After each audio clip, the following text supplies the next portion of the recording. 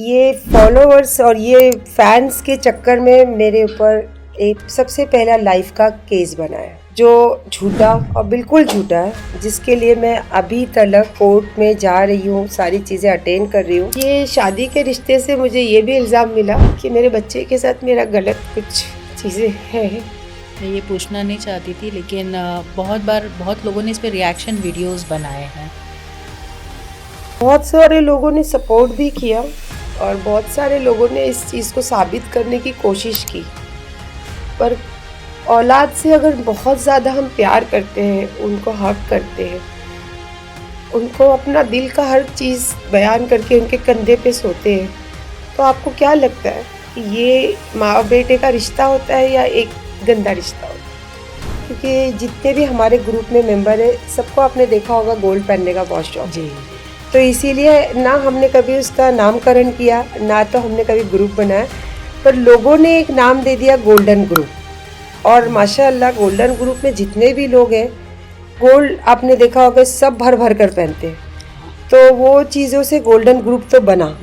पर golden group से बहुत जल्दी मैंने किनारा कर ली, क्योंकि जिस तरीके की कंट्रोवर्सी होती थी, जिस तरीके की बातें होती थी, जिस तरीके का इल्ज़ाम होता है, ग्रुप का मतलब क्या होता है? ग्रुप का मतलब ये होता है कि एक ग्रुप है, अगर एक को तकलीफ़ है ना, तो जितने मेंबर्स हैं सब उसका साथ देना चाहिए, उसको टैली करना चाहिए कि अगर ये चीज़ इन पे लग रही है और ये हमारे ग्रुप से रिलेटेड बातें आ रही है, तो हमें इसके साथ देकर या इसको दूर करके, तो वो चीज़ों का किसी ने कभी टैली नहीं की, कभी किसी ने साथ नहीं दिया, कभी किसी ने हाथ नहीं बढ़ाया। हालांकि बोलने के लिए गोल्डन ग्रुप बोला जाता है, पर मैं हमेशा ही उससे किनारा करके चलना ही पसंद करती थी और आज तक मैं किनारे पे ही हूँ, अकेले ही चलती हूँ। मैं कभी कोई गोल्डन, लेकिन आज तक लोग गोल्डन ग्रुप में ही सायरा सतानी का नाम जोड़ते हैं। मैं आपके चैनल के माध्यम से लोगों से एक अपील करती हूँ कि मैं कोई गोल्डन ग्रुप की मेंबर नहीं हूँ, मैं सिंगल एक सायरा सतानी हूँ, जो आप जैसे लोगों के बीच में से आकर बनी और आप लोगों के जैसी ही हूँ मैं। तो मैं गोल्डन ग्रुप का कोई हिस्सा ना बनना चाहती हूँ, ना मुझे बनना है।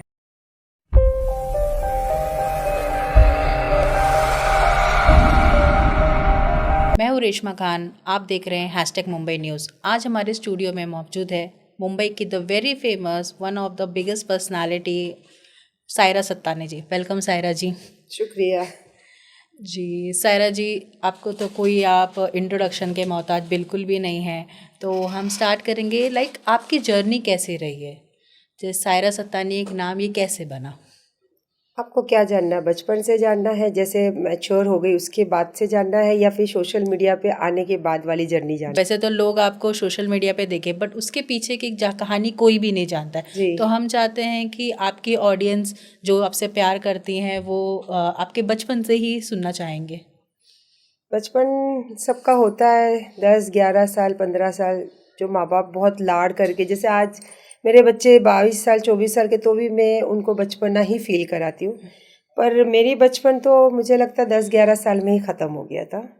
और जो आपने मुझे पूछा कि बचपन की जर्नी, जर्नी में बहुत सारे पल ऐसे होते हैं जो हम खुशियों से याद करते हैं बुढ़ापे तक। पर मेरी जर्नी में तो हमेशा स्ट्रगल, लोगों का खिदमत करना, लोग मतलब मेरे बहन लोग, माँ बाप, इनकी खिदमत करना, खिदमत मतलब अपने आप को पीछे छोड़ना, उनके लिए सोचना आगे। तो उसके लिए मेरी उम्र 11 साल, उस टाइम से ही मेरी जर्नी तो शुरू हो चुकी थी। लेकिन कहते हैं ना कि हर जर्नी में आपको वो चीज़ नहीं मिलती जो आपको पसंद है। अब मैं जो आपके सामने बैठी हूँ, ये ख्वाहिशें बहुत पहले से थी, पर जर्नी में बहुत आगे जाके मुझे मिली। लाइक मुझे लगता है कि 30 40 साल बाद मुझे ये चीज़ें मिली। जर्नी बहुत हार्ड वर्किंग, बहुत सारी चीज़ों को भूल कर माँ बाप की खिदमत, माँ बाप की ज़रूरतें, बहनों की ज़रूरतें, घर वालों की ज़रूरतें करते करते करते मेरी जर्नी की शुरुआत वहाँ से हुई। और आज मैं 52 साल की उम्र में हूँ, लेकिन आज मैंने बहुत कुछ पा लिया है। वो जर्नी, लेकिन स्टार्ट अच्छी नहीं थी, एंड बहुत अच्छा है इसका। ओके, आप जैसे कि आप कंटेंट क्रिएटर हो, आप साथ में इन्फ्लुएंसर भी हो, तो आप इस चीज़ को कैसे मैनेज करती हैं? क्योंकि हमने देखा है कि आप बच्चों को पूरा टाइम देते हो, आप अपना पूरा घर मैनेज करते हो, कुकिंग वीडियोस भी आप बनाते हो, तो आप कैसे मैनेज करते हो सब? देखिए, आपने मुझे फर्स्ट सवाल पूछा जर्नी, जी दूसरा पूछा कंटेंट, जी सेम रिलेटेड है। मैंने आपको फर्स्ट में क्या कहा कि बचपन से ख्वाहिश थी सेलिब्रिटी ज़िंदगी जीना और अपने अंदर की क्रिएटिविटी जो है उसको बाहर लाना, पर मौका नहीं मिला क्योंकि बहुत छोटे घर से थी। सबकी ज़रूरतें पूरी करना और उसी वक्त में अपना वक्त को, अपनी चीज़ों को, अपने ख़यालों को पीछे रखना। पर क्रिएटिव जो बनी मैं, ये मुझे कुछ ख्याल तो था नहीं, पर अंदर की एक ख्वाहिशें थी कि मेरे अंदर ये चीज़ें हैं। मुझे शौक़ है अच्छा कपड़े पहनना। मैं गरीबी हालत में भी अपने कपड़ों को डिज़ाइन कर कर पहना करती थी। शायद 200 रुपये के ड्रेस को मैं उस टाइम शायद 2000 का तो बना ही देती थी। तो कंटेंट इस तरीके से नहीं किया कि मैं कुछ कंटेंट कर रही हूँ। मैंने इस तरीके शुरुआत की कि जो मेरे अंदर की ख्वाहिश है मैं उसको जाहिर करी, उसको रियलिटी दी, उसको लाइफ में दिखाने मतलब दिखाई कि पहनती हूँ, करती हूँ। तो उससे लोगों ने ये सोचा कि मैं अपना एक कंटेंट क्रिएट करती हूँ, पर कंटेंट कुछ नहीं था, वो रियल था मेरी लाइफ का। तो आपको लोग प्यार भी करते हैं, जी ट्रोल भी करते जी हैं, तो कमेंट्स भी हम देखते हैं बहुत मिक्स होते हैं, तो जी। आप इसको कैसे हैंडल करते हो? मैं बहुत बिंदास लेडी हूँ। सबसे पहला तो मैंने ज़िंदगी में कभी किसी की बातों पे अपनी लाइफ को डिपेंड नहीं किया है। मैं जो करती हूँ वो मुझे पता है कि मैं राइट हूँ या रॉन्ग हूँ। इंसान हूँ, रॉन्ग भी होता है, राइट भी होता है। जब अगर राइट होता है तो अपने आप को अप्रिशिएट करती हूँ, रॉन्ग होता है तो सॉरी बोलने से पीछे भी नहीं हटती हूँ। तो इसी तरीके से जो क्वेश्चंस आते हैं, तो लाइफ में मैंने जब वीडियोस डालना शुरू की, कुछ चीज़ें आपको जब मिलती है उसके बदले में, तो सीधी सी बात है, अगर ख़राब मिले तो आपको बुरा लगता है, अच्छा मिले तो अच्छा लगता है। तो मैंने कमेंट पे कभी ध्यान नहीं दिया। मैंने ये ध्यान दिया कि लोग जैसे मेरे फॉलोवर्स बढ़ते गए, मेरे वीडियोस हाईलाइट होती गई, तो मैंने ध्यान उस पर दिया। कमेंट पे अगर देती तो शायद मैं यहाँ पे 1.45 मिलियन लेकर बैठती नहीं। जी। सही। सोशल मीडिया पर वायरल होने के लिए आपको क्या लगता है, ड्रामा करना ज़रूरी है कि कंटेंट क्रिएशन ही बेटर ऑप्शन है? आई थिंक आप मुझे ये पूछ रहे हो तो मैं शायद आपको इसको क्लियर जवाब दे नहीं पाऊंगी, बिकॉज मैं ड्रामा नहीं करती हूँ। मैं रियल लाइफ जीती हूँ, चाहे वो अच्छी हो या बुरी, छुपाती नहीं हूँ। क्योंकि मेरा सोच ये है मेरी कि जैसे कि आप एक झूठ के लिए 100 झूठ बोलना पड़े, 100 से 1000 भी बोल सकते हो, तब जाके आपका वो झूठ छुपता है। तो बेटर है कि आप एक झूठ का जो झूठ है उसको झूठ ही बोलो ना, कि हाँ भाई मुझसे गलती हो गई, ये झूठ है। तो मैं ड्रामा में यकीन नहीं करती, मैं रियल पे ज़्यादा यकीन करती हूँ। आपके हिसाब से फॉलोअर्स होना ज़्यादा इम्पोर्टेंट है या ड्रामा क्रिएट करके ड्रामा क्रिएट करना, या इन्फ्लुएंसर या कंटेंट टैलेंटेड होना ज़्यादा ज़रूरी है? देखिए, ड्रामा भी ज़रूरी है, रियल भी ज़रूरी है, फॉलोअर्स भी ज़रूरी है, क्रिएटिविटी भी ज़रूरी है। क्योंकि क्रिएटिविटी होगी तो आप दुनिया को दिखोगे, और कभी अगर आपको दुनिया को दिखाना है और आपको दुनिया नहीं देख पा रही है तो थोड़ा ड्रामा भी करना पड़ता है। और फॉलोअर्स, जब फॉलोअर्स आप क्रिएटिव हो तो फॉलोअर्स तो अपने आप आपके पास आएंगे, चाहे वो आप दिखाकर ड्रामा कर रहे हो दिखने के लिए या आपकी रियल क्रिएटिविटी दिख रही है, लेकिन दोनों के लिए फॉलोअर्स होना बहुत ज़रूरी है। ओके, तो आपके हिसाब से एडिटेड वर्जन होना इन्फ्लुएंसर का बहुत ज़रूरी है? जी ओके।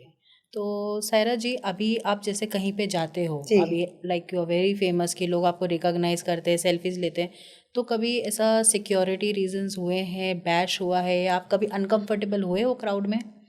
मैं आपको बताऊँ, ये मेरी लाइफ की बहुत बड़ी सच्चाई जो मैं कभी किसी को बता नहीं पाई, क्योंकि ये फॉलोअर्स और ये फैंस के चक्कर में मेरे ऊपर एक सबसे पहला लाइफ का केस बना है, जो झूठा और बिल्कुल झूठा है, जिसके लिए मैं अभी तक कोर्ट में जा रही हूँ, सारी चीज़ें अटेंड कर रही हूँ।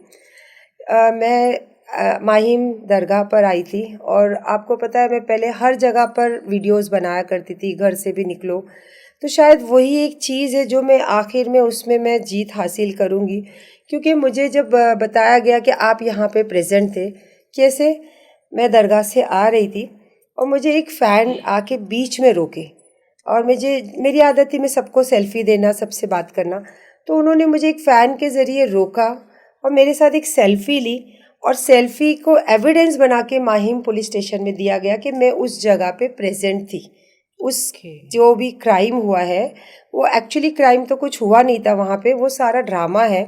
वो इंशाल्लाह आएगा सब चीज़ें बाद में, क्योंकि मैं उसमें ना कभी हार मानी हूँ और इंशाल्लाह ना हारूंगी। तो मेरी कोर्ट कचहरी से सारी लड़ाई चल रही है, पर फैंस के ज़रिए आप अच्छी चीज़ों में जैसे आपको फील होता है ना, तो बुरी चीज़ों में भी फंसते हो। इसका एक लाइफ एग्जाम्पल मैं आपको मेरे साथ जो हुआ है वो बता रही हूँ कि मेरे फ़ैन ने मुझे फ़ोटो लिया और उसी फ़ोटो को एक एविडेंस बना के एक मेरे पर केस बनाया गया। ओके। हमने देखा है कि बहुत बार आप कंट्रोवर्सी से भी घिरी होती जी हैं और आप बेझिझक आकर उसे कैमरे पे बोलती भी जी हैं। रिसेंट एक कंट्रोवर्सी थी, आपकी शादी हुई थी जी। और 15 लाख रुपीस का कुछ मैटर था, तो उसके बारे में आप कुछ बोलना चाहेंगे? फर्स्ट ऑफ ऑल मैंने तो बहुत बार ये चीज़ों को मतलब इनडायरेक्टली कहा कि डायरेक्टली कभी नहीं कहा, बिकॉज मैं ये चीज़ों में कभी थी ही नहीं। ना तो मुझे वो 15 लाख पता है, ना मैंने कभी लेने में थी, ना मैं देने में थी, और ना ही आज की दुनिया में सबसे बड़ा चीज़ें होती है एक वीडियो या एक रिकॉर्डिंग। जो आप अगर किसी को 50,000 भी देते हो ना, तो आप फ़ोन पे ही बात करोगे, पहले आपका कोऑर्डिनेशन होगा। तो एक तो रिकॉर्डिंग अपने आप ही हर फ़ोन में होती है, और सेकंड 15 लाख अगर आप किसी को दे रहे हो, तो मुझे नहीं लगता कि आप कोई भी चीज़ों को उसको टैली करे बगैर आप कुछ चीज़ कर सकते हो। मेरे खुद के समझ में आज तक ये बात आई नहीं है कि वो 15 लाख गया है। और मैंने जिसने 15 लाख दिया है वो एक टाइम में मेरी दोस्त थी, तो मैंने मेरी शादी को पीछे रख के उसकी बात को आगे रखा, क्योंकि मैं शादी करने के बाद जिसको लेकर आई इल्ज़ाम उसी के ज़रिए आया था कि 15 लाख इसने लिया है। पर मैंने इससे एक ही सवाल किया कि जब आप मेरे दोस्त थे तो आपने 15 लाख देने के पहले आपने मुझे क्यों नहीं बताया? शायद मुझे बताए होते ना, तो अगर वो हकीकत होती तो अब तक वो पैसे उनके घर होते, क्योंकि मेरी लाइफ में मैंने कभी किसी का 1 रुपया नहीं खाई हूँ और ना ज़िंदगी में कभी किसी का 1 रुपया खाने की नीयत रखती हूँ। 15 लाख का मैटर तो बहुत हुआ और इल्ज़ाम मुझ पे भी आया, पर साबित अभी तक नहीं हुआ कुछ तो भी। इसमें आपके बच्चों का रिएक्शन कैसा आया था? आज जो सायरा सत्यानी आपको दिख रही है ना, खुश मिजाज और इतनी बिंदास, ये पूरा क्रेडिट जाता है मेरे बच्चों को।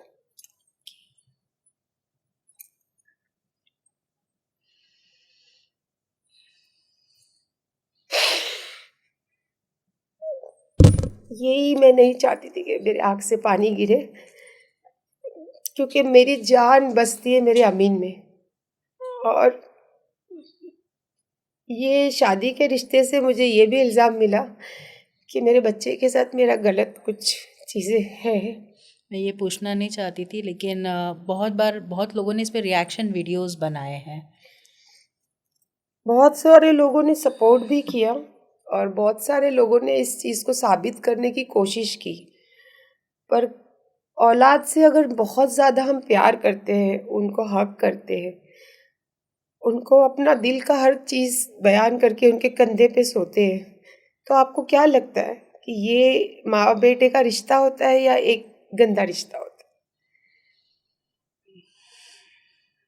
बट आपने बहुत स्ट्रांगली इस चीज़ को अपने लोगों को बताए और आपने बहुत, मैंने देखा है आपके कई वीडियोस, इसमें आपने लोग एक्सप्लेन किए हैं और बाद में आपने इस पे बात करना ही बंद कर दिए। कर दिया, क्योंकि मुझे ऐसा लगता है कि फिजूल बातें हैं। ये रिश्ता अल्लाह ने बनाया है और इतना पाक रिश्ता है ना कि इस रिश्ते से पाक रिश्ता मुझे नहीं लगता कोई साफ रिश्ता होगा। और जिसने ये इल्ज़ाम लगाया ना, मैं जब मक्का गई थी उम्रा करने, तो मैंने अल्लाह के घर बैठकर वहाँ पे एक बाकायदा वीडियो बनाया था। और जिस आदमी ने, मैं तो उनका नाम भी लेना नहीं पसंद करती हूँ अभी, पर आप जानते हो मैं किसके बारे में बोल रही हूँ। जी। तो उस आदमी को मैंने अल्लाह के घर के सामने माफ़ी देकर एक वीडियो बना के, क्योंकि आज की दुनिया में वीडियो ही एविडेंस है हर चीज़ का, तो मैंने उस टॉपिक को वहीं पे दफन कर दिया कि तुमने जो बोला वो अल्लाह जाने, मैंने तुमको दिल से माफ़ किया जाओ। तो उसके बाद आपने देखा होगा कि फिर से एक मैंने उनको मौका दिया था, पर गलत चीज़ों में फिर से मैं चली गई थी। तो इसका आपके सोशल मीडिया लाइफ पे बहुत इफ़ेक्ट पड़ा था। जी, बहुत ज़्यादा इफ़ेक्ट पड़ा था, लेकिन बोलते हैं ना मिक्स है दुनिया में, करोड़ों लोग हैं। आप अच्छे हो तो आपको ज़रूरी नहीं कि सारे लोग अच्छे ही मिलेंगे, मिक्स है। तो लोगों ने उस चीज़ को, जब आपका अपना कोई बोलता है ना, तो लोगों का रिएक्शन थोड़ा सा आता ज़रूर है। अगर आपको दूसरे लोग बोल रहे हैं तो आपको इतना मैटर नहीं करता है, पर जब आप अपना जिसको मानते हो, जिसके साथ आपने अपनी पूरी ज़िंदगी देने का फ़ैसला किया है, आपने हर चीज़ उसके साथ में शेयर की है, और वो अगर आके बाहर दुनिया के सामने ये बयान कर रहा है, तो वो चीज़ कहीं ना कहीं इफ़ेक्ट होती है। और मुझे भी हुई है, मेरे चैनल पे हुई, मेरी लाइफ पे हुई, मेरे बच्चों पे हुई। सबसे ज़्यादा तो मेरे अपने आप पे, क्योंकि मैं बहुत निडर औरत थी। उसके बाद मैं इतनी डरने लगी थी कि मैं कई कई मर्तबा कैमरे के पीछे मेरे, हालांकि इसको मैंने जन्म दिया मेरे बेटे को, मैं उसका सहारा हूँ, पर मुझे उसका सहारा लेना पड़ता था। मैं रोती थी तो वो ऐसे कंधे पे गले लगा के मुझे खामोश करता था। इतना इफेक्ट पड़ा था मुझे इस बातों का उस टाइम, अभी नहीं पड़ता है।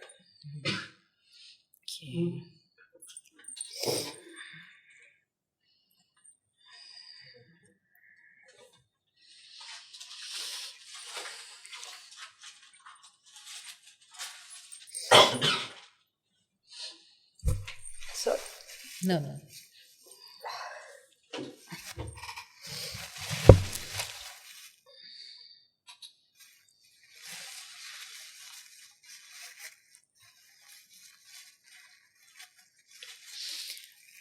जैसे कि अभी ओके, जैसे कि अभी आपने कहा कि आप उम्रा गए थे। उम्रा करने के बाद में लोगों के एक वो रहता है कि इंसान चेंज हो जाता है, सब करता है उसके बाद भी, लेकिन आपने इन्फ्लुएंसर लाइफ आपकी कंटिन्यू रखे, तो इस पे भी आपको काफ़ी ट्रोल किया गया। उसके बारे में आपको क्या कहना है? देखिए, उम्रा हो या जब हिंदू जाते हैं उनकी तीरथ हो, बात एक ही होती है कि हम अपने अल्लाह के थोड़ा करीब जाना चाहते हैं, उस चीज़ में रहना चाहते हैं, लेकिन उसके बाद हम रियल ज़िंदगी मरने तक जीते हैं, वो है दुनिया। तो दुनिया में आपके सर पे जिम्मेदारी, आपका काम, आपकी पहचान, और सबसे ज़्यादा ज़रूरी, आप किस चीज़ से खुश रहते हो। क्योंकि दुनिया जो है ना, वो हर तरीके से भरी पड़ी है, पर आपको अपनी खुशी देखना है, और उस खुशी के साथ आपके जितने लोग जुड़े हैं, आपके दोस्त हैं, आपका काम है, आपके कलीग है, आपके बच्चे हैं, तो आपको उनको सबको भी संभालना है। तो मैं उम्रा करने जब जाती हूँ ना, तो मैं अपने दिल की खुशी के लिए जाती हूँ, और अल्लाह वो मुझे, मतलब अल्लाह से जितनी मैं मोहब्बत करती हूँ, अल्लाह पाक भी उतनी मोहब्बत करते हैं, इसीलिए वो अपने दर पे मुझे बुलाते। पर वहाँ पे मैं जो वक्त बिताती हूँ, वो पूरा वक्त होता है मेरे अल्लाह के लिए और मेरे लिए, जो आखिरत में शायद मुझे कुछ मिले उसका। पर जब आने के बाद मेरी जिम्मेदारियाँ, मेरे बच्चे, मेरा काम, तो उसके लिए मैं दुनिया में वैसे ही रहती हूँ जैसा मुझे पसंद है। और जो मैं दिखावे की ज़िंदगी नहीं जीती हूँ, भले मैं 52 साल की उम्र हो या 55 की या 60 साल की, मुझे अगर पसंद है नेल पॉलिश लगाना, मैं लगाऊंगी। मुझे पसंद है अलग तरीके के कपड़े पहनना, मैं पहनूंगी। मुझे पसंद है रील बनाना, मैं बनाऊंगी। लेकिन अल्लाह की मोहब्बत और उम्रा जाना, ये सब चीज़ें जो है, ये हमारे एक एक दिल की खुशी की चीज़ें, वो ज़िंदगी में मैं करूँगी। बहुत चैरिटी वर्क भी हमने आपको किया है कि जब आप करते हो तो जी उसको भी एक कंटेंट बनता है और एक डालते हो, तो उसके बारे में आपको क्या कहना है कि बहुत से लोगों ने कहा है कि दिखावा, हाँ। बहुत से लोगों ने कहा है कि सिर्फ सोशल मीडिया के लिए करते हैं, यस। तो इसके ऊपर आपको क्या कहना है? जहाँ मैं रहती हूँ, जो एरिया में, वो एरिया में मुझे 50 साल हो गए रहते हुए। तो वहाँ के लोगों को तो मुझे कभी बताने की कोई ज़रूरत ही नहीं पड़ी, क्योंकि काफ़ी लोग, आई थिंक मुझे लगता है 30-35 साल से मेरे पास से ये चैरिटी जो मैं करती हूँ लेते हैं। पर जब सोशल मीडिया मेरे पास एक ज़रिया है, जो मैं पूरी दुनिया में ये चीज़ दिखा सकती हूँ कि जब अल्लाह ने हमें दिया है, तो हमें थोड़ा उनको भी देना चाहिए जिनकी ज़रूरत है। और हम मुस्लिम लोगों में तो ये बाकायदा साल में एक बार, एक रमज़ान जो महीना है, इसमें एक चीज़ है कि हमें ज़कात और फ़ितरा, जो हमें रेगुलर देना ही पड़ता है, कि अगर आप उतने हैसियत है, उतने कैपेबल हो, तो आपको वो चीज़ें निकालना है। अगर आप अल्लाह से मोहब्बत करते हो, अल्लाह की चीज़ें अपनी ज़िंदगी में शामिल रखते हो, और आखिरत में अपना सोचते हो कि जो अल्लाह ने लिखा है वो है, तो वो चीज़ में चैरिटी जो मैं करती हूँ, एक तो रमज़ान में आप देखते होंगे कि मैं दिल खोल के देती हूँ। जितनी मुझे देना है, हमारे में ये है कि गोल्ड हो या एक्स्ट्रा आपके पास घर है, एक्स्ट्रा गाड़ी है, एक्सपेंसिव चीज़ें हैं, तो आपको हर चीज़ का निकालना है, क्योंकि वो जो पैसा है वो गरीबों का है और उनका अमानत है हमारे पास। तो आप जैसे चैरिटी करोगे ये चीज़ों से लेकर, ये चीज़ों से रिलेट, तो हम मुझे यकीन है कि अल्लाह पाक पिछले साल जितना आपने दिया है उसका फिर आपको डबल देना पड़े या 1/4 देना पड़े। तो मैं वो सोच के भी चैरिटी करती हूँ। और छोटी सी दुनिया से आई हूँ, बहुत तकलीफ़ें देखी हूँ, बहुत चीज़ों को तरसी हूँ, बहुत छोटी छोटी ख्वाहिशों के लिए वेट करी हूँ। तो आज मेरी हैसियत अल्लाह ने बहुत बनाई, जो भी है अल्हम्दुलिल्लाह। तो मैं दे के मुझे कम नहीं होता है, मेरे पास बढ़ता ही है। पता नहीं किसकी दुआ लगती है या अल्लाह गैब से मुझे रोज़ी देते हैं। पर चैरिटी रमज़ान की भी करती हूँ, और ऐसे भी जब साल भर में जेन्युइन कोई इंसान जब मेरे पास आता है या मुझे लगता है कि ये जेन्युइन ही है, कि किसी की बच्ची की शादी, लेकिन बहुत ये मैं कम नहीं लोग दिखाती हूँ। ये जानते हैं कि आप रिहैब सेंटर्स में भी बहुत ज़्यादा डोनेशन देती हैं, जी, तो उसके पीछे आपका क्या मकसद है? सबसे पहला तो मैं अपने 2 बच्चे, जवान बच्चों को आज की जनरेशन के साथ देखती हूँ, और अल्लाह का बहुत एहसान है, या तो फिर ये अल्लाह पाक की करम है कि ये जो आपने बताया रिहैब में मोस्ट ऑफ आप देखना कम उम्र के बच्चे, नाबालिग बच्चे, और एक सडन 20-22 साल के बच्चे जो काम करके उस वक़्त अपने माँ बाप को संभालने के लिए हाथ पकड़ने का उम्र होती है, वो उम्र में बच्चे रिहैब में जाते हैं। तो वो देखकर मुझे बहुत तकलीफ़ होती है, और कहीं ना कहीं मैं ये सोचती हूँ कि मैं इन बच्चों के लिए जो मैं फ्री ऑफ कॉस्ट करती हूँ, उसमें ना मैं, और जो भी मैं खिदमत करती हूँ, मैं खिदमत ही बोलूँगी, हालांकि ये सब चीज़ें तो पॉलिटिकली होती हैं, पर मैंने कभी उसको, इतना बड़ा मेरा चैनल है, हालांकि इतने, मैं जो वाइस प्रेसिडेंट हूँ महाराष्ट्र की, तो उसके ज़रिए भी हमारे खुद के 5-5 चैनल है, न्यूज़ चैनल, मैंने कभी वो चीज़ों को शो नहीं किया। पर कई बार ऐसा होता है कि कुछ बच्चे होते, माँ बाप मतलब बच्चे जाना चाहते हैं, माँ बाप भी भेजना चाहते हैं, पर पैसे से आदमी मजबूर होता है।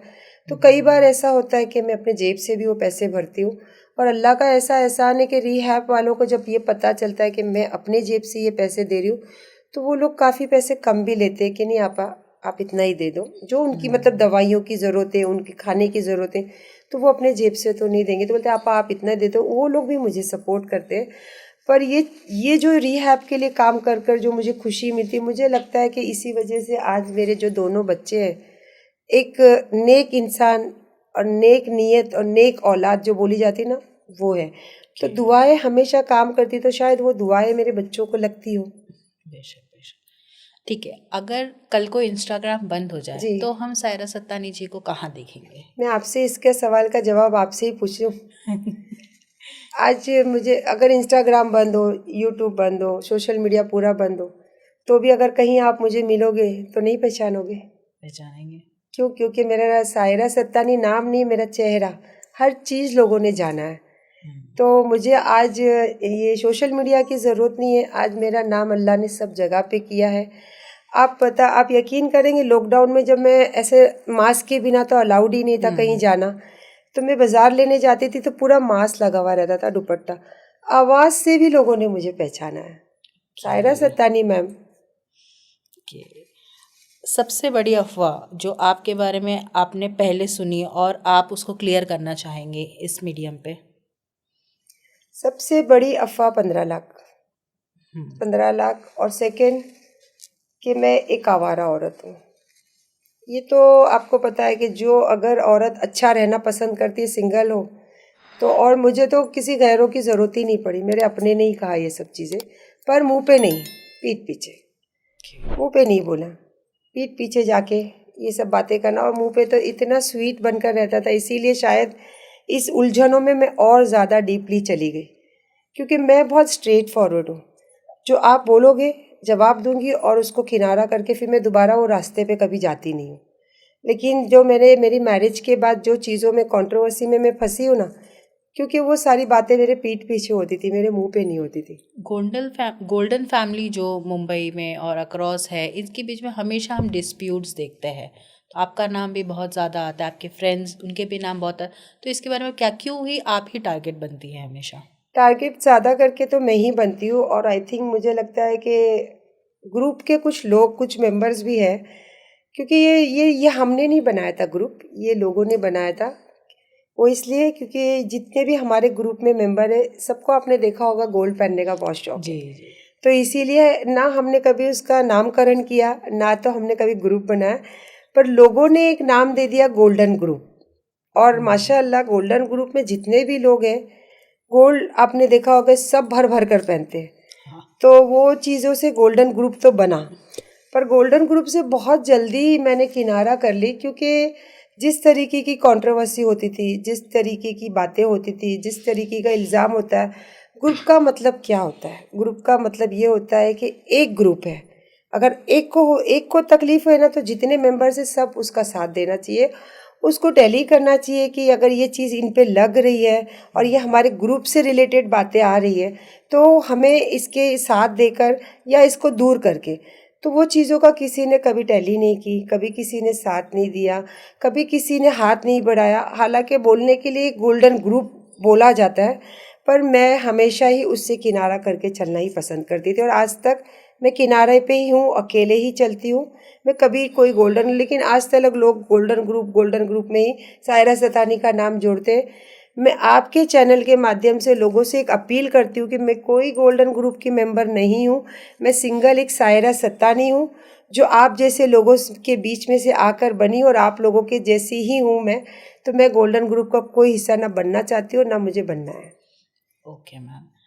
और ये मैं आपसे पूछूंगी कि बहुत सारे मैंने देखे हैं कि आपने बहुत सारे ब्रांड कोलैब्स करते हो जी। और इन्फ्लुएंसर्स को तो बेसिक लाते हैं, बट बहुत आपने कोई ऐसा है जो आपने रिजेक्ट किया हो, जबकि बहुत ज़्यादा पैसे मिल रहे थे फिर भी आपने वो कोलैबोरेशन रिजेक्ट किया हो?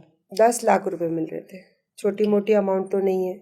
हालांकि मैं यास आइलैंड में गई थी, 3 दिन का मेरा कोलैबोरेशन था, वहाँ भी मेरा 10 लाख का ही था वो, पर वो मैंने एक्सेप्ट किया था। और ये दूसरा वाला जो था, ये एक बार नहीं, मुझे 3 बार ऑफर आए थे। जैसे सट्टा बच्चे खेलते हैं, ये रमी गैम्बलिंग। खेलते हैं, गैमलिंग जी। होती है, ये वाले चैनल से आया था मुझे। ओके। और अलग अलग तरीके से 3 बार आया था ये मुझे। और उन्होंने कहा था कि आप एक काम करते हैं, हम 50% आपको ये इसका जो भी चार्ज है वो ले लीजिए, और थोड़ा सा सोच के फिर आप हमको वीडियोस दीजिए, बोलकर इस तरीके से बातें जैसे चैट पे होती है। तो मैंने 1 बार 2 बार नहीं, 3 बार उसको रिजेक्ट किया, क्योंकि मैं उस चीज़ में अपने बच्चों को देखती हूँ कि अगर मैं आज एक 10 लाख की चीज़ों के लिए मैं वो काम कर लूँ, हालांकि बहुत बड़ी रकम है 10 लाख रुपया, लेकिन वो मेरे बच्चों को वही चीज़ की छाव भी पड़ सकती है, क्योंकि जवान बच्चे इजी मनी कमाना के रास्ते ढूंढते हैं। तो उन्हीं मेरे बच्चे भी कुछ अलग नहीं है, वही दुनिया में जीते हैं, वही चीज़ों को शायद वो भी अपना ले। तो इसीलिए पता नहीं अब लोग करते हैं, वो मैंने देखा है, पर मैंने वो चीज़ को हमेशा ही रिजेक्ट किया है। Appreciable ma'am. ओके। आपके हिसाब से सोशल मीडिया का सबसे बड़ा डार्क साइड क्या है?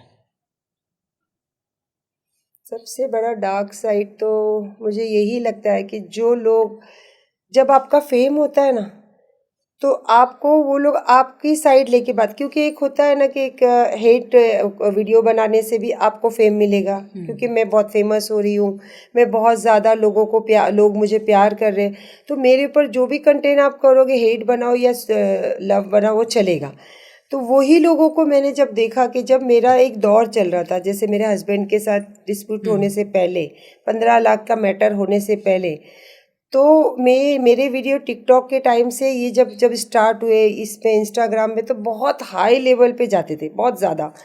तो लोगों ने उस पर इतने वीडियोस बनाते थे कि ये इतनी अच्छी पर्सनैलिटी है, हमको इतना अच्छा लगता है, ये उम्र में ये चीज़ें करती है, ये इतनी बिंदास रहती है, ये अपने हस्बैंड के साथ ऐसे रहती है, अपने बच्चों के साथ। और जैसे डाक आपने पूछा ना, ये वही लोग हैं, सेम लोगों को मैंने देखा वीडियो बनाते हुए कि इतने बड़े बेटे के साथ में घूमती है, इस तरीके से कपड़े पहनती है, ये सेम लोग। तो सोशल मीडिया का डार्क जो आपने पूछा, ये वही है कि जब आपका कंटेंट चलता है तो वही लोग आपका अच्छा दिखाते हैं। सलाम जब करेंगे आपकी ज़िंदगी में कुछ होता है और आप खुलकर आपके चैनल पे दिखा रहे हो या आप दिख रहे हो, तो यही लोग आपको अंधेरे में लेके जाके छोड़ते हैं। ओके मैम, आपको हमने बहुत बार बात करते देखा है, हर चीज़ पे आवाज़ उठाते देखे, और आपकी पर्सनालिटी भी बहुत बड़ा। रीसेंट हमने देखा है कि आप पुलिस स्टेशन में थे, जिसकी व्लॉग्स भी आई थी, तो उसके बारे में आप क्या कहना चाहेंगे? अच्छा, अभी जो मैंने देखा जी। वो तो, मैं थी अजमेर। मैं हर 20 साल हो गया मैं हर महीना छट्टी पे जाती हूँ। तो वहाँ पे इस बार मैं गई थी अकेले। तो कुछ टाइम मिलता है तो मैं अपना वीडियो वगैरह देखते रहती हूँ या फिर इंस्टाग्राम यूज़ करती हूँ। तो जैसे ही मैंने देखा इंस्टाग्राम पे बहुत सारे लोग जो है आवाज़ उठा रहे थे, तो मैंने बोला ये आवाज़ उठाने वाली एक प्लेटफॉर्म तो अच्छी बात है, लेकिन ये पर्सनल भी होना चाहिए। क्योंकि इस्लाम में जो इस्लाम से प्यार करते हैं वो, इसमें देखो ना जात आती है ना कोई भी जैसे आप हिंदू हो मुस्लिम हो, कुछ नहीं आता है। ये आती है एक अपने अपने रिलीजन से प्यार करना। आप हिंदू हो तो आप अपने भगवान को, किसी गैर के साथ में कोई गंदा बोलेगा तो आपको बर्दाश्त नहीं होगा। तो इसी तरीके से हमारे जो रसूल अल्लाह पे जो बातें हुई तो वो बर्दाश्त मतलब थी ही नहीं। तो मैं उस टाइम अजमेर में थी, अगर अजमेर में नहीं होती तो मैं उसी वक्त एक्शन लेती। बस मेरा 3 दिन का मेरा जैसे भी गुजरा, मैं आई अजमेर से और रात को ही मैंने मेरे एडवोकेट को कॉल किया कि मुझे इस पे एफआईआर डालना है, क्योंकि मुझे ये बातें बर्दाश्त नहीं हो रही है और मैं जाके एफआईआर करूँगी, चाहे मेरे साथ कोई आए या ना आए। मुझे ऐसे सच में मालूम नहीं था कि मेरे साथ 200 से 250 लोग खड़े थे उस टाइम। और आप ही पहली ऐसी इन्फ्लुएंसर रही जिसने इसके ऊपर एफआईआर किया, उसके बाद लोगों ने इसको एज अ ट्रेंड बनाया। I am very happy. क्यों? क्योंकि देखो एक चीज़ होती है, एक फैशन, जब हम किसी को देखते हैं तो जो अच्छे लोग होंगे ना, जो ये चीज़ को फैलाना चाहते हैं, जैसे मैं, अगर मेरी अभी ये मैंने अपनी खुद की डिज़ाइन करी हुई साड़ी पहनी है, तो अगर ये देखकर कोई और बना रहा है तो आई एम हैप्पी कि मेरी डिज़ाइन फेमस हो रही है। पर लेकिन लोग ऐसा देख के सोचते हैं अरे ये मेरा देखा देखी कर रही है। ऐसे नहीं, अच्छी बात है ना, अगर आपने ये चीज़ दिखाई और आपको देख के लोगों ने और ये चीज़ों पे काम किया है तो इट्स गुड कि आप अच्छा काम कर रहे हो और आपको दिखाना चाहिए। और तो ये सोशल मीडिया पे कहते हैं ना, दिखावे के लिए डालते हैं, आप ये दिखावा करते हैं, ऐसा कुछ नहीं होता है। आपको जो अच्छा लगता है आप वो करते हो और आपका खुद का चैनल है, आपकी मर्ज़ी है, आपको जो करना है आप डालो इस पर। लेकिन लोग अगर उसको अच्छे वे में लेके जा रहे तो ये तो बहुत अच्छी बात है कि आप जो कर रहे हो बहुत अच्छा कर रहे हो और अपने चैनल पे डालो, दबा के डालो। वुमेन एम्पावरमेंट की बातें सब करते हैं, देखा जाए तो एक तो वुमेन एम्पावरमेंट का झंडा लेके सब घूमते हैं, तो उसमें आपका क्या टेक है? क्या सही में औरतों के लिए साथ अच्छा हो रहा है या इम्प्रूव हो रही है उनकी कंडीशन, या बस ये दिखावा ही है? अगर औरतों के साथ अच्छा होता तो मेरे सेकंड मैरिज के बाद मेरे हस्बैंड ने ही बहुत सारी सोशल मीडिया पे वल्गर बातें करी गई, वल्गर। तो अगर वुमन का पावर इतना तेज होता तो उसको तो जेल हो गई होती। उसके लिए लड़ना पड़ता है, उसके लिए अपने आप को प्रूव करना पड़ता है और उसके लिए हर वक्त आपको तैयार रहना पड़ता है, तब जाके कहीं ना कहीं जो वुमन का पावर है ना वो झंडा गाड़ता है। तो मुझे ऐसा लगता है कि मैं काम कर ही रही हूँ। हाँ, ये है कि मैंने कहीं ना कहीं अपना एक वुमन एम्पायर बनाया है, जिसकी वजह से सायरा सत्तानी का नाम जाना जाता है कि हटती नहीं है पीछे, हार नहीं मानती है। और मोस्ट ऑफ आप मेरे कमेंट में पढ़ोगे कि स्ट्रॉन्ग लेडी, तो ये मुझे मिला है। और आई थिंक मुझे लगता है कि वुमन पावर इतना जल्दी नहीं मिलता, पर उसके लिए काम करना पड़ता है। ओके, ठीक है। कुछ फ़नी क्वेश्चंस आपसे पूछेंगे क्योंकि बहुत ज़्यादा टेंस हो गया है सिचुएशन, ठीक है? अगर आपको एक दिन के लिए पीएम बना दिया जाए और आपके पास पावर आए, तो सबसे पहला आप क्या करोगे? सबसे पहले तो एजुकेशन डिपार्टमेंट के लिए जो भी आज दुनिया में चल रहा है और वो भी हमें सोशल मीडिया पे ही दिख रहा है, तो उसके लिए मैं काम करना चाहूँगी। ओके, तो कोई ऐसी पार्टी है जिसको आप सपोर्ट करना चाहेंगे? आज जब मेरे गोद में 2 जवान बच्चे हैं तो जवान बच्चों के लिए ही किया जा रहा है ना। आज जो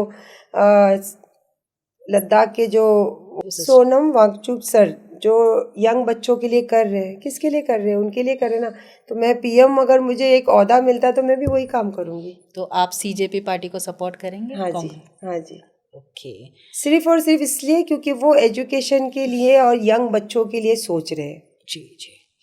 ओके, घर में सबसे ज़्यादा डांट किस बात पे पड़ती है आपको? किसको पड़ती है या किस चीज़ पे पड़ती है? दोनों भी। मेरे को कौन, मैं तो बॉस हूँ।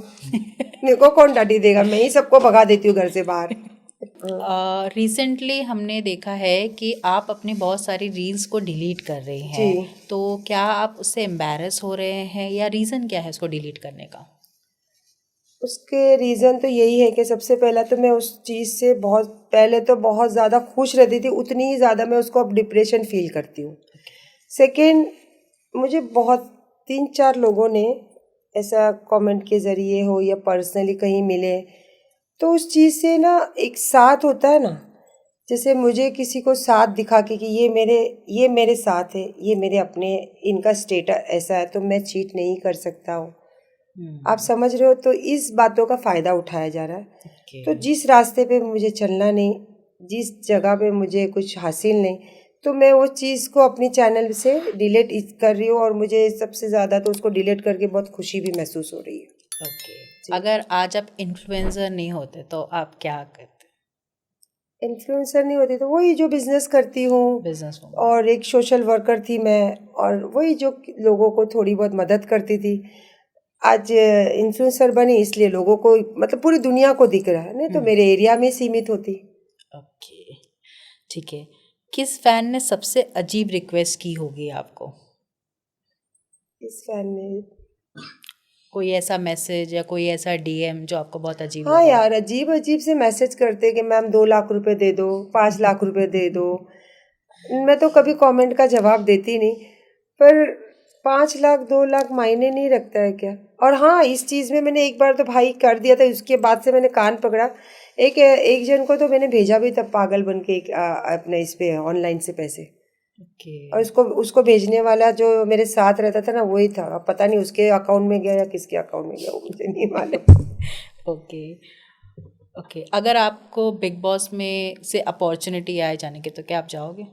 हाँ, जाऊंगी ना, इतना अच्छा खाना बनाती हूँ। ओके। किचन डिपार्टमेंट अपना। तो रियलिटी शो से आपको ऑफर आते हैं? आते तो है, लेकिन इतना हम लोग ध्यान नहीं देते, ओके। क्योंकि मैं पता नहीं क्यों इतना अभी उसके लिए तैयार नहीं हूँ। ओके, आपका आज से आगे 5 साल का कोई गोल है या कुछ आप अचीव करना चाहते हैं या किसी चीज़ पे आप काम कर रहे हो? हाँ, मैं काम तो कर रही हूँ कुछ चीज़ों पे, और 5 नहीं, अ, अभी मेरा 52 है ना, तो 8 साल का टाइम है उसमें। 60 का जिस दिन 60 का मेरा बर्थडे हुआ, उस दिन मैं सारी चीज़ों से रिटायरमेंट, अगर जिंदा रही तो। ओके, सो कोई ऐसी हैबिट है जो या कोई ऐसी चीज़ जो आपको करना पसंद नहीं लेकिन आपको अपने इन्फ्लुएंसर्स के लिए या आपके कंटेंट के लिए आपको करना पड़ता है? कभी कभी ऐसा होता है कि कहीं गए, घर पे तो चलो मेरी मर्जी में कभी कभी 2-2 दिन भी वीडियो नहीं डालती हूँ, पर कभी कभी ऐसा होता है कि जाना बहुत ज़रूरी है, जैसे सोशल वर्क से आपका कोई काम रिलेटेड हो, आप भले वीडियो नहीं बनाओ, पर वहाँ पे आपको 10 कैमरे आपको कैच करते रहते हैं, तो वहाँ पे ऐसा होता है कि दिल खुश नहीं है, पर चेहरे पे हंसी रखनी पड़ती है। ओके, हमने डाला था सोशल मीडिया पे हमारे कि आप आने वाले हो, तो कुछ क्वेश्चंस आए थे, कुछ जी नहीं बहुत सारे क्वेश्चंस आए थे, तो उसमें से कुछ क्वेश्चंस हमने किया है जो ऑडियंस आपसे पूछना चाहती जी। है। ठीक है। 1 मिलियन+ फॉलोअर्स तक पहुंचने का सबसे बड़ा सीक्रेट क्या है? वही अपने पैशन को दिखाओ दुनिया के सामने, और सच्चाई से रहो, और खुश मिजाज ज़िंदगी जियो। सोशल मीडिया पे क्या है, सारी दुनिया अपनाएगी आपको, पर आप जो आपके अंदर जो पैशन है उस पर काम करो। ओके, आज के टाइम में इंस्टाग्राम से अर्निंग कैसे होती है, इन अ पॉजिटिव वे और नेगेटिव वे? नेगेटिव तो नहीं होती, पॉजिटिव ही होती है। ओके। जी। ओके, नए क्रिएटर्स को सबसे पहला क्या करना चाहिए? नए क्रिएटिव को तो सबसे पहले अपने पैशन, अपना काम, अपनी मेहनत, ये सब चीज़ों पे बहुत ध्यान देना ज़रूरी है। वो अगर ये चीज़ बना रहा है तो मैं भी उसको कॉपी करूँ। कॉपी कॉपी होती है, रियल रियल होता है। तो नए लोगों से तो मैं तो यही बोलूँगी कि मुझे देख लो, मैंने आज तक कभी किसी की कॉपी नहीं की। जो भी है, भले मेरा एक ही कंटेंट चल रहा है, जो फैशन है, खाना है, रहन सहन है, भले वो सालों से चल रहा है, पर एक ही चल रहा है, बिकॉज ऑफ मैं वही चीज़ें करती हूँ ज़िंदगी में जो मैं आपको दिखाती हूँ। तो मैं नए लोगों से भी यही बोलूँगी कि अगर आप जो रियल चीज़ें अगर दिखाओगे, टाइम लगेगा, कामयाबी ज़रूर मिलेगी।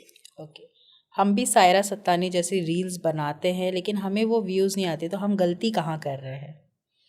सायरा सत्तानी जब नए नए रील बनाई थी तब उसको भी नहीं आती थी, टाइम लगता है। और जो बताई ना मैंने आपको कि आप कंटिन्यू करो, आपकी जो शौक है, जब शौक पे काम करते हो ना तो आपका दिल भी खुश होता है, दिमाग भी खुश होता है। ओके, ब्रांड डील्स कैसे मिलते हैं? ब्रांड, ब्रांड डील्स कैसे मिलते हैं? ब्रांड के डील्स? मेरी टीम है जो मेरा चैनल ऑपरेट करते हैं, संभालते हैं, उनके थ्रू आते हैं और वही लोग सिलेक्ट करते हैं। वैसे तो मुझे कोलैबोरेशन बहुत सारे आते हैं, पेड भी आते हैं, बाटर भी आते हैं, लेकिन वो लोग डिसाइड करते हैं और कुछ चीज़ें मेरे साथ डिस्कस करते हैं। अगर मेरे पास टाइम होता है तो हाँ बोलती हूँ, नहीं होता है तो कुछ मैं भी रिजेक्ट कर देती हूँ। ओके, हेटर्स को आप कैसे डील करते हो? Ignore, best. ओके, आपका डेली कंटेंट क्रिएशन रूटीन क्या है? डेली अच्छे अच्छे कपड़े पहना, रील बनाना और मस्त खाना बना के अपने बच्चों को खिलाना। ओके, एक क्रिएटर को किस चीज़ से बचना चाहिए? बैड जो कमेंट करते हैं लोग, उसको दिल पे नहीं लेना, ना दिमाग में लेना, उसको इग्नोर करना है। ओके, 2026 में इंस्टाग्राम ग्रोथ के लिए क्या स्ट्रैटेजी काम कर रही है आपके अकॉर्डिंग? आज की तारीख में रियलिटी, आप देखोगे एक छोटे छोटे विलेज में लोग वीडियोस बनाते हैं, पर उसमें आप देखोगे कुछ भी क्रिएटिविटी नहीं रहती है। रियल चूल्हे पे खाना बन रहा है, वही टूटे फूटे बर्तन में डाला जा रहा है, वही चीज़ें कट की जा रही, तो वो है रियल। और आप देखना उसमें सबसे ज़्यादा व्यूज़ आपको दिखेंगे। क्यों? क्योंकि लोग आज दिखावे से बोर हो गए। आप रियल दिखाओ, रियल चीज़ें रहो, तो वो आपको दिखाने की ज़रूरत नहीं पड़ेगी, वो अपने आप दिख जाएगा और लोग उसको अपने आप पसंद करेंगे। ठीक है, हम एक रैपिड फायर राउंड आपके साथ में करेंगे जिसमें हम 2 ऑप्शंस देंगे, उसमें आपको जो बेस्ट लगता है आप वो बताएं। ठीक है, इंस्टाग्राम या यूट्यूब? इंस्टाग्राम। ओके, फेम या पैसा? ऐसा। मुंबई या दुबई? मुंबई। मुंबई। कुकिंग या ट्रैवलिंग? दोनों ही। रील्स या vlogs? Reels. Reels, okay. Trolls या fake friends? Tools. Trolls accept करेंगी या fake friends? Tools. Brand deals या organic growth? Organic. Okay, luxury car या luxury home? Luxury home. Okay, love marriage या arrange marriage? Arrange. Arrange, okay. Success arrange ही हुई है मेरी। एक वर्ड में खुद को डिस्क्राइब करिए। अगर आप अपने लिए एक, लोग तो आपको बहुत सारे नाम देते हैं, बट अगर सायरा सत्तानी अपने आप को एक नाम देना चाहे तो वो क्या देंगे? क्या नाम दूँ? कुछ समझ में नहीं आया, क्या नाम दूँ? सोचो ना थोड़ा। सोच, हाँ। ऐसा है कि आप मल्टी टैलेंटेड हो, अपने पास टाइम है। मेरे पास तो, मेरे को तो ये लगता है कि मैं हर चीज़ों से बाहर निकली तो स्ट्रॉन्ग। स्ट्रॉन्ग, क्योंकि मैं बहुत सारी चीज़ों को डील करके यहाँ पे बैठी हूँ, तो स्ट्रॉन्ग मुझे लगता है। ओके, ठीक है, ओके। जब आप पहले इतना बिंदास वीडियो बनाते थे तो आपके अच्छे बुरे कमेंट्स दोनों ही आते थे, बहुत सारे वायरल हुए, सब हुए। आज बट एक अलग वे में इंस्टाग्राम आपको जानती है या पहचानती है, तो उस ऑडियंस को आप क्या बोलना चाहेंगे अपने बारे में? जैसे कि समझी नहीं मैं क्वेश्चन। जैसे कि आपकी ग्रोथ सबने इंस्टाग्राम पे देखे, सब चीज़ें हैं, आपके अलग अलग चीज़ें, आपकी पूरी लाइफ या ब्लॉग, सब चीज़ है, तो एक सायरा सत्तानी जो पीछे है, एक सायरा सत्तानी जो आज है, तो आप अपने ऑडियंस को क्या बताना चाहेंगे उससे? सायरा सत्तानी तो वही है, पर सायरा सत्तानी के साथ बहुत सारे ऐसे इंसिडेंट हुए हैं जिससे शायद मैं थोड़ी, मेरी सोच बदल गई और थोड़ी खामोश हो गई। क्योंकि सायरा सत्तानी किसी का नाम लेके तो नहीं आई थी, वो खुद आई थी और वो जैसी थी वो वैसे ही आपके सामने रहती थी। लेकिन ये सोशल मीडिया और ये इंस्टाग्राम के इतने सारे चोट मिले कि शायद मैं थोड़ी बदल गई अब। तो आप अपने ऑडियंस को क्या मैसेज देना चाहेंगे?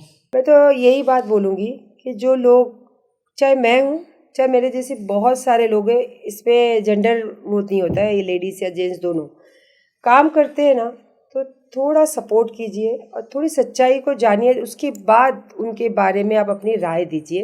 क्योंकि सोशल मीडिया पे लोग क्या करते हैं, थोड़ा सा क्लिक देखा कि वो अपनी राय बनाएंगे, या वही थोड़ा सा वो फेमस हुए तो राय बनाएंगे, तो उसमें क्या हो जाता है, जो सच्चा काम करता है वो पीछे हो जाता है, जो गंदा काम करता है वो और आगे बढ़ जाता है। तो जो जिसको चीज़ ज़रूरत होती है, जिसको नीड है उसको मिलता ही नहीं, और जो जिसको नीड नहीं है वो निकलते जा रहा है। तो मैं मैसेज तो यही दूंगी कि अगर आप लोग किसी को पसंद करते हो तो उससे गलती भी होती है और उससे उसके काम अच्छे भी लगते हैं, तो आप दोनों को जजमेंट करो और थोड़े से अच्छे कमेंट किया करो। Thank you so much Saira ji, आपने यहाँ पे बेझिझक बिंदास आपने जैसे आप दिखते हैं वैसे ही आपने आंसर्स दिए और आपकी जर्नी बहुत इंस्पायरिंग है, तो thank you so much. Thank you so much, आपने मुझे बुलाया उसके लिए, और इंशाअल्लाह ज़िंदगी में फिर मौका रहा तो फिर मिलेंगे कहीं ना कहीं। बस अभी के लिए तो शुक्रिया। सायरा जी, आज आप यहाँ पे आई #मुंबई न्यूज़ पे, आपको कैसा लगा? #मुंबई न्यूज़ पे आज जो मैंने पॉडकास्ट किया है, ये मुझे बिल्कुल रियल लगा, और कुछ चीज़ें शायद मैं भूल गई थी अपनी लाइफ में, फिर से आपने उसको याद दिलाया, और इसका क्रेडिट जाता है रेशमा को। आपने बहुत अच्छा मेरे साथ में एक क्वेश्चन आंसर किए और बहुत अच्छा वक्त आपने मुझे फील कराया, तो थैंक यू सो मच। और ये चैनल के ज़रिए मेरे दिल की बातें भी बहुत सारी जो मैं चाहती थी कि बाहर आए, तो वो भी आई। Thank you so much ma'am.